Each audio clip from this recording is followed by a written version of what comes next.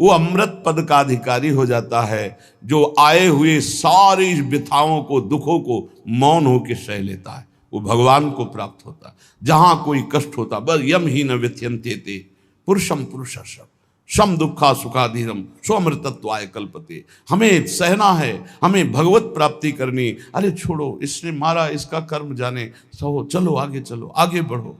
भूख प्यास, गर्मी सर्दी, मान अपमान, दुख सुख, ये सब इस मार्ग के यात्री को मिलते ही है।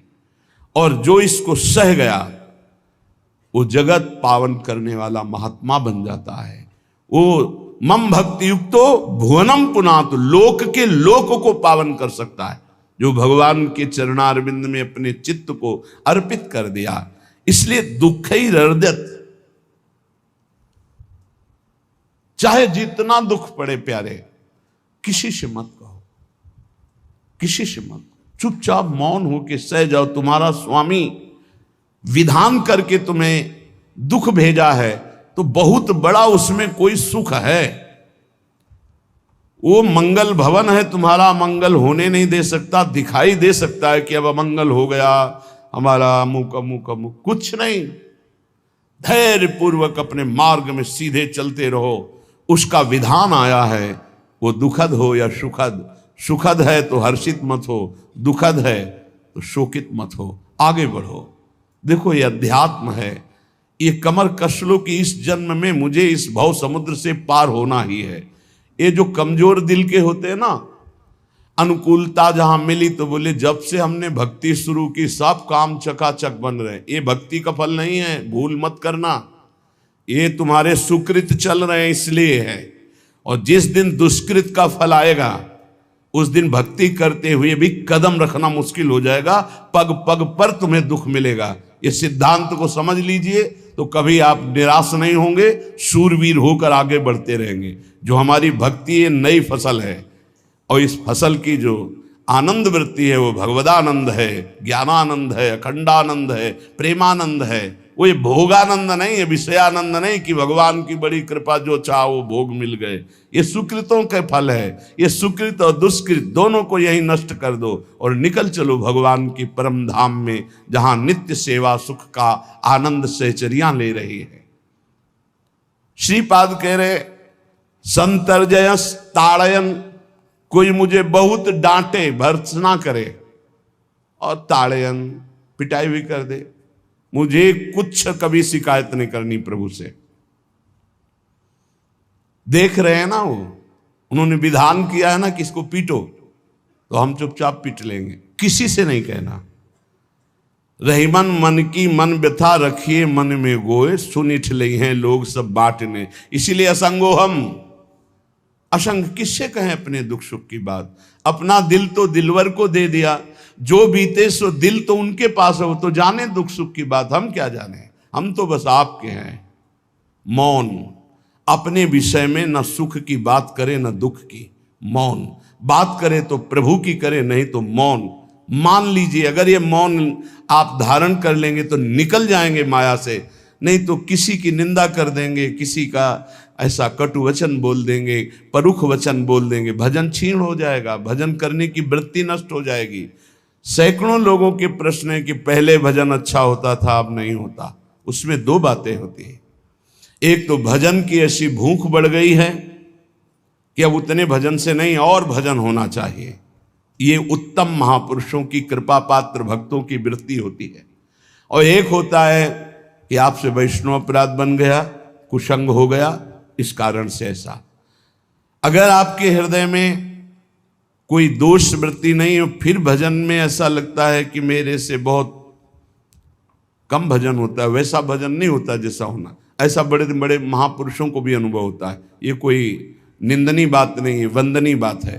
पर वास्तविक यदि भजन नहीं हो रहा है, वास्तविक यदि आपका रुक गया है आनंद, तो आप ढूंढ लीजिए, आपका भोजन गलत है, आपका संग गलत है, आपने कोई वैष्णव निंदा की है, बस यही कारण है। यही खोज लेना, यही सुधार कर लेना, किसी से क्षमा याचना की जरूरत नहीं। अंदर देखो और आचार्य गुरु से प्रार्थना करो, सब ठीक हो जाएगा। बड़े कृपालु हैं, जिन्होंने अपराधी मुझ जैसे को घसीटा तो अब अपराध बन जाएगा तो थोड़ी छोड़ देंगे वो, विश्वास कीजिए। उन्हीं से प्रार्थना कीजिए, नाथ यदि आपको अपराध मोचन कराना है तो भेज दीजिए मुझे उसके पास, या उसको बुला दीजिए, मैं पैर पकड़ लूँ, हाथ जोड़ लूँ यदि अपराध बन गया है, और यदि आप चाहें तो आप क्षमा कर दें, आगे से सावधान रहेंगे। बड़े कृपालु हैं प्रभु, क्षमा कर देते। भजन की वृत्ति को रुकना ये सहन मत कीजिए। समय नहीं है कि आज नहीं तो कल भजन चल पड़ेगा, नहीं, तुरंत वाचिक में आ जाइए, तुरंत वाणियों का गायन कीजिए, नाम कीर्तन कीजिए, ढूंढिए अपराध क्या बना जो आंतरिक हमारा भजन रुक गया, और प्रभु से प्रार्थना करके उसको चलवाइए। वो बड़े कृपालु है, क्षमा कर दें। अगर आपने प्रगट में किसी का अपराध किया और वो उपस्थित हो तो जाओ, उनके चरण पकड़ो, उनसे प्रार्थना करो। भजन का रुकना सहन मत करो। बहुत कठिन है भजन करके भगवत प्राप्ति करना। वो हमारे अंदर सरलता पूर्वक भजन चल रहा, उसको बचाओ। किसी की निंदा मत करना, किसी की अवहेलना मत करना। तुम्हारी कोई निंदा करे, तुम्हारी अवहेलना करे, सह जाना, कह रहे हैं, इसमें कह रहे हैं। संतर्जय ताड़यन बंधनन, यदि वो कहीं मुझे बांध दें, मैं बंधना में स्वीकार कर लूंगा। ऐसा भक्तों को कोई बांधता है क्या? हाँ, बांध देते हैं। तितिक्ष ब्राह्मण की कथा में पढ़िए, उसको बांध दिया। एक सखी बहुत भजनानंदी थी, उसके परिवार के लोग रोज उसे पीटते थे और उसे बांध देते थे। सखूबाई नाम उसका सखी का था। एक सखी बहुत नागरीदास जी के संग में रहकर भजन की वृत्ति उच्च कोटि की सीखी थी, भागमती बाई। उनके पति ही उनके ऊपर सैया लगाकर नई नवीन रानी के साथ बैठते हुए सब पिटाई करते, इतना कष्ट देते, पर वो उच्च कोटि की ऐसी महान भक्ता, परम सिद्ध बरसाने के जो वास करने वाले अपने नागरीदास जी थे, हरिवंश महाप्रभु के शरणागत, उनके सत्संग से ऐसी उच्च कोटि की दशा प्राप्त थी, उसे कोई फर्क नहीं पड़ा। उसके कष्ट देने के लिए उसके ऊपर सैया लगाते, राजा थे, और नवीन रानी के साथ उसके ऊपर बैठते, उपद्रव करते, मारते पीटते, लेकिन वो सम रहती। संतर्जयस ताड़यन बंधनन, शांत, वो देख रहा है, बस तुमको यही सोचना, वो देख रहा है, मेरा स्वामी देख रहा है। वो देखते हुए मौन है ना, वो चाह रहा है ना, तो तेरा किया मीठा लागे, बस बात समझ लो। इतना तो बहुत बड़ी वस्तु प्राप्त होगी, बहुत बड़ी। एक मिट्टी जब कुम्हार को अर्पित हो जाती है तो पीट पीट कर एक छोटा राई भर भी दाना नहीं रहने देता, क्योंकि राई भर भी अगर दाना रहा वहीं से मटकी फूट जाएगी, राई भर भी अहंकार रहा वहीं से भक्ति रस निकल जाएगा। पीट पीट के उसको एकदम बराबर, फिर भी चैन नहीं, जल डाल के रौंदा, फिर भी चैन नहीं, हाथों से मल कर अपने अनुसार बनाया, फिर चाक पे चढ़ाया, जो चाहा आकार दिया, सूर्य के ताप में तपाया, फिर उसको दहकते हुए आवे के बीच में रख के पकाया, फिर उसमें रस रखने लायक क्षमता आ गई उस मिट्टी में। ऐसे ही हम जब संत महापुरुषों को, श्री भगवान को समर्पित होते हैं तो ये सब होगा। रस रखने लायक हृदय तभी होता है जब आवे में तपता है, इसलिए तैयार रहो। तभी नागरीदास जी ने कहा, बड़ो ही कठिन है भजन ढिग डरिबो। एक सूरवीर योद्धा की तरह जैसे उसके अंग घाव से युक्त होते हैं, वो कदम पीछे नहीं आगे ही बढ़ाता है, ऐसे भजनानंदी चाहिए। चाहे मुझे चोर कहा जाए, पतित कहा जाए, गाली दिया जाए, मुझे मारा जाए, बांध लिया जाए, तो भी मैं भगवान पर दोषारोपण नहीं करूंगा। मैं यही निश्चय करूंगा, प्रभु मेरे देख रहे हैं, जोई जोई प्यारो करे सोई मोई भावे, उनका विधान परम मंगलमय है। अंतः क्लेश मतीव दुस्सह तरम प्राप्नोति नाना विधई। मुझे अंदर से भी बहुत पीड़ा दी जाए, काम पीड़ा, क्रोध पीड़ा, लोभ, बाहर से तो ये दिया जाए और अंदर से भी ये दिया जाए, तो भी हे प्रिया जो आपसे नहीं कहूंगा। प्रेम में कभी शिकवा शिकायत नहीं होती, ना इष्ट से, और अपने प्रीतम के विधान से दिए हुए कष्ट को हम दूसरे से कह दें, धिक्कार है हमारी प्रीति को। प्रीतम सहावे और मैं दूसरे से शिकायत करूं? नहीं, हर विधान आपका सहो। ये प्रेम है मस्ती का, ये लज्जू पंजू ऐसे काम नहीं है इनके। ये तो देखते हैं पैर धर के, अगर गर्म लगा तो हटा लेंगे, मत रखना गर्म ही गर्म है। और छाती मजबूत करके कि आग पे चलूंगा तो पैर रखोगे तो चंदन हो जाएगा, आग में भी। पूरे जीवन की बात कह रहा हूं, पूरे जीवन की। सोचो उस समय जब 13 वर्ष की अवस्था है और घर से निकले थे, कोई साथी नहीं है, कोई समझाने वाला नहीं, और आज इतना जीवन हो गया इसी यार के सहारे हुआ है। इसी यार, ना 1 रुपया कभी था, न रहा है और न रहेगा। प्रेमानंद का 1 रुपया नहीं है, प्रेमानंद की एक वस्तु नहीं, ना रहा ना रहेगा। हाँ, प्रेमानंद की सब वस्तुएं हैं, ना होते हुए भी पूरा विश्व मेरा। क्यों? प्रेमानंद भगवान का है, भगवदानंद को प्रेमानंद कहते। वही संपत्ति जीवन भर एक ही साथी रहा है। और हे नाथ, ऐसी कृपा करना अब दूसरा साथी बने ना। अब आओ तो मृत्यु रूप में ही आओ, और किसी रूप में मत आना। साथी हो तो आपका साथ हो, सर्वहरण करने वालों में मैं मृत्यु हूं, बस उस रूप का इंतजार है। आओ उस रूप में और समेट लो अपनी लीला। बस कभी किसी से शिकायत, कभी किसी ने कैसे हो, आनंद है। नहीं सुना है किडनी खराब है तो सुना ही होगा, कोई दुख नहीं, कोई दुख नहीं। वर्तमान दुख वर्तमान के आनंद से बहुत छोटा है। क्या दुख है? स्वामी के द्वारा दिया हो। ये आप हमारी प्रार्थना मान लीजिए, इस मार्ग में चलने पर जो दुख मिले कभी किसी से कहना नहीं तो प्रीति में कलंक लग जाएगा, वो तुम्हें प्रभु से हटा देगा। नहीं, रहीमन मन की मन व्यथा रखिए मन में गोए, सुनिठ लई है लोग सब बाट न ली है। ये भगवत मार्ग शूरवीरों का मार्ग। कभी अपनी अंतर व्यथा को किसी से मत कहो। जीवन में अगर कोई हमें कष्ट दे रहा है तो हमारा कर्म है, ना कि कोई व्यक्ति। ये बिल्कुल सिद्धांत तक चर्चा समझ लो। वही व्यक्ति जो मुझे द्वेष करता, वही व्यक्ति जो मुझे कष्ट और दंड देता, वही व्यक्ति प्रणाम करके छाती से लगाकर आंसुओं की धारा से अभिषिक्त किया, तो वो व्यक्ति था या कर्म? जब कर्म भोग हो गया तो वही हृदय से लगा के अश्रुधारा से क्षमा कीजिए, बहुत ऐसा नहीं, आप तो बड़ी कृपा की। व्यक्ति कभी कष्ट नहीं देता, मेरा कर्म उसके ऊपर सवार होकर मुझे दंड देता। इसलिए मैं किससे कहूं? अपनी जबान से दांत कट जाए तो किससे कहूं? ये जो दांत, इससे जबान हमारी पीड़ा को किससे कहूं?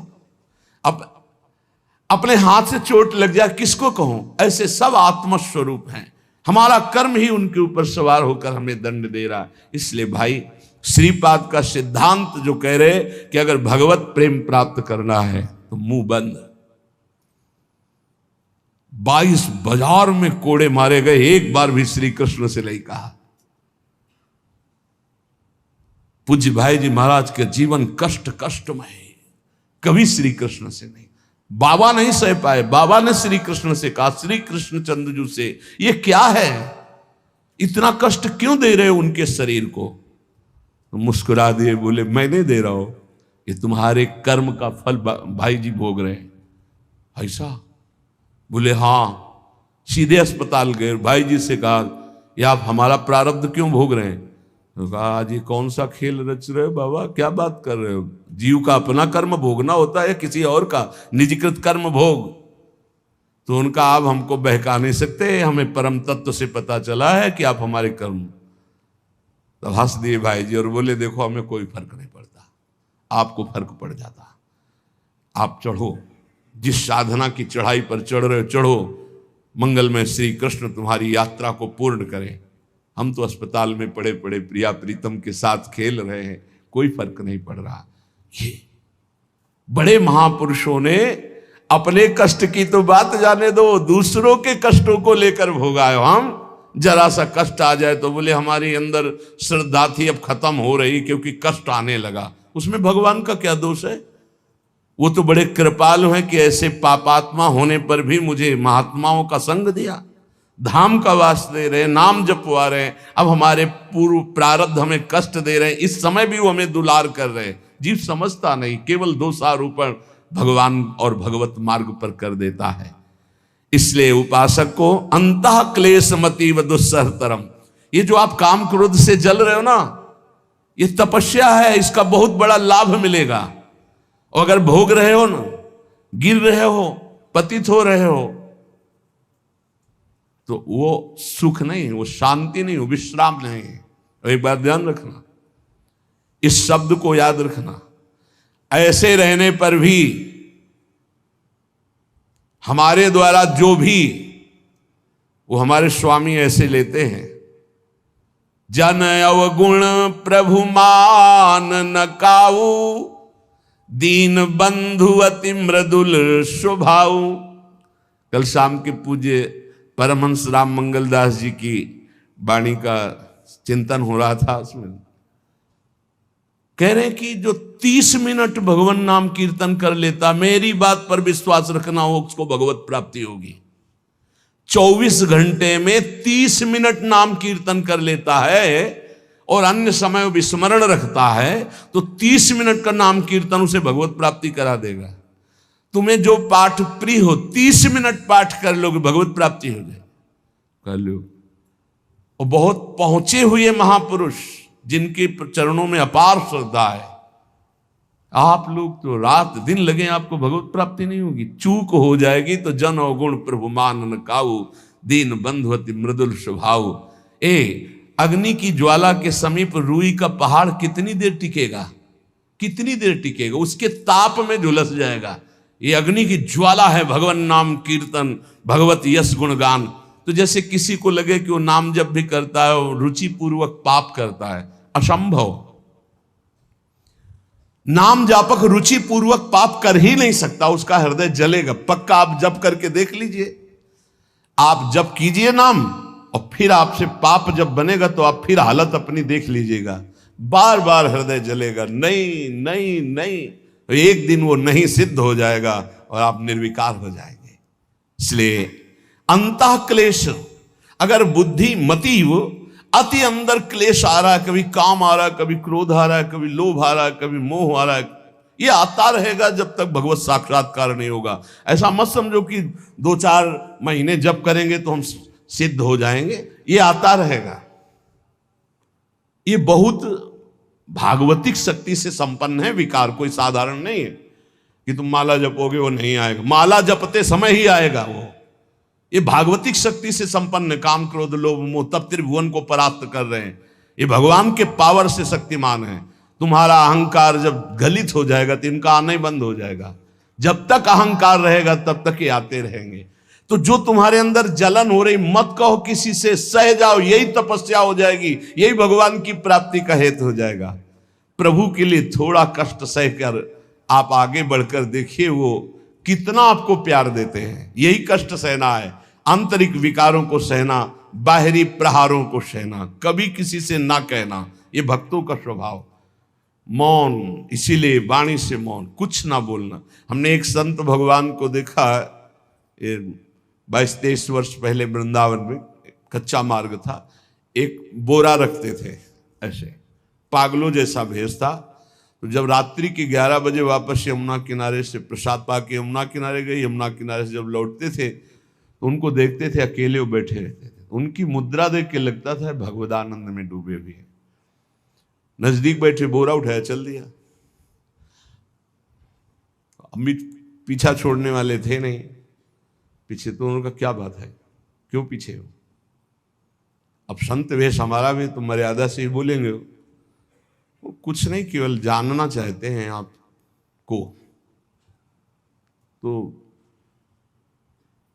कालीदय की इधर एक तमाल का पेड़, जो श्वेत रंग का एक वृक्ष है, उसका मुझे नाम नहीं याद आ रहा, गूलर जैसा, और वो तमाल में लिपटा हुआ अब भी है। दाहिनी तरफ है ये जो खाली जगह पड़ी ऊंची, जो अपने दाहिनी तरफ बर्फ फैक्ट्री के आगे जाते हैं, उसी के नीचे बैठ गए। तो हमने पूछा, आपकी स्थिति देखकर मुझे लगता है आप हर समय भगवदानंद में डूबे रहते हैं। बोले, जब लगता है तो प्रश्न क्यों करते हो?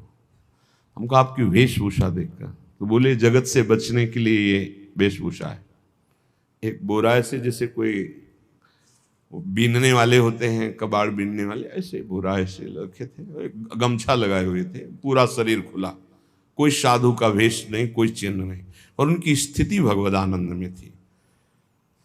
उनका ये किसके उपदेश, किस मार्ग के उपदेश, किस इष्ट की आराधना से आपको ऐसी स्थिति प्राप्त हुई?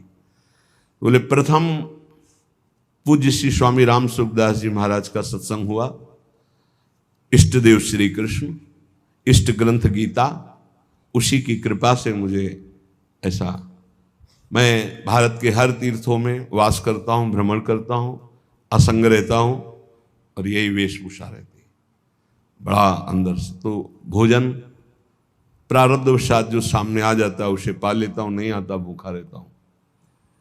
तो कहा अगर हम मधुकरी ले आवें कभी आप जिससे तो पालेंगे, बोले दे देंगे तो पालेंगे। दूसरे दिन मधुकरी लेकर तो रोज हमारी उनके चरणों में श्रद्धा, क्योंकि उनका रहना और चिंतन दोनों, रहनी और चिंतन बड़ी प्रशंसनीय, जो वीतराग परमहंस हो गया अक्षर सा वैसे, कुछ पास नहीं, केवल बोरा, वो नाटक के लिए बोरा कि कोई समझे कबाड़ बिनने वाला, और एक गमछा ऐसे रंग बिरंगा, बस कुछ नहीं, कोई भागवतिक चिन्ह नहीं। एक दिन देखा वो पड़े मक्खियां भिन भिना रही, तो नजदीक गए, क्या होगा? कहा चुप जाओ। कहा बोलिए ना। बोले वमन और शौच दोनों हो रही है, शरीर बिगड़ गया है। तो हम कहा औषधि के लिए हम व्यवस्था, बोले इसीलिए कह रहा हूँ आप बच जाइए। तो हम कहा हमें बता तो दीजिए क्यों नहीं? तो बोले आया हुआ प्रारब्ध है, इसको हंस के भोगना है।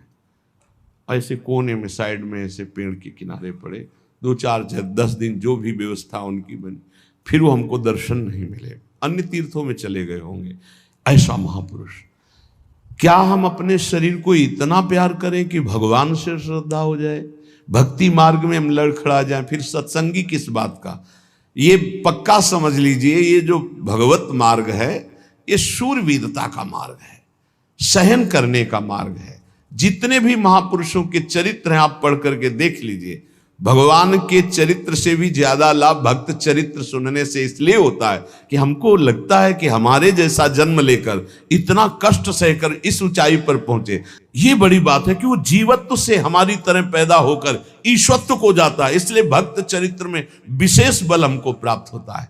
क्या क्या कष्ट सहते, और आप खुद देख लीजिए, आपको जितना कष्ट है उससे बड़ा सुख है कि नहीं, अंदर देख लीजिएगा तो इसी से अनुमान लगा लीजिए, जितना बड़ा कष्ट उससे कई गुना बड़ा सुख भगवान देते हैं, तभी वो उनका यश गाते रहते हैं। ऐसे थोड़ी होता है कि हमारे भगवान का हम भजन करते, हमारे साथ न्याय नहीं हुआ।